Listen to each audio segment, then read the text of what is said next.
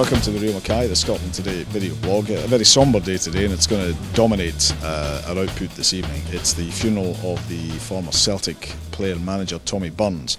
Now, thousands of people are already gathering in the streets of Glasgow, and his cortege will go through the streets of the city and indeed past Celtic Park, so that people can pay their last respects. Now, it's a fairly big logistic operation as well in terms of camera and all the rest of it.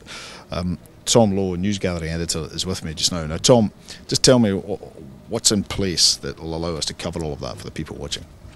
Well, I think first and foremost, obviously, everybody realises that Tommy meant a lot to a lot of people. So, as you've said, thousands and thousands of people will turn up to pay their respects.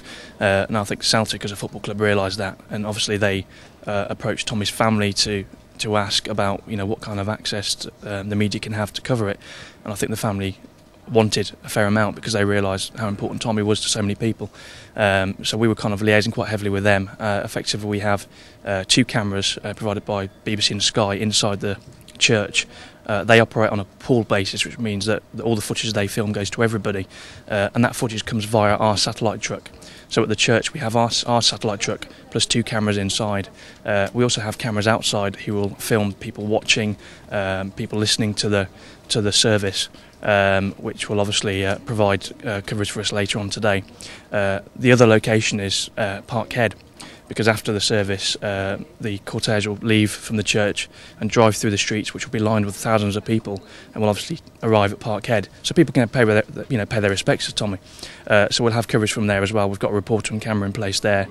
Sky News offering a live shot of that as the cortege arrives at Parkhead, which we will take probably on our lunchtime news bulletin. So there's lots of kind of different logistics involved, lots of cameras all over the place, and obviously just to try and give the best coverage we can to Tommy, and because it's obviously very important to people. And obviously, days like this, there's as you've just described, there's good relations between the various news organisations, good cooperation. I suppose there has to be if everyone wants to get full coverage. I think people realise that in these scenarios, it's not about being quick to it. It's not about it's just about people working together. I mean, it's a very sad day for everybody involved, and I think all broadcasters realise they just we obviously need to cover it and want to cover it and do the best we can. And obviously the way of doing that is by pooling everybody's resources together, so everybody working together just to kind of give the best coverage we can for Tom and his family, really. Okay, Tom, thanks for that.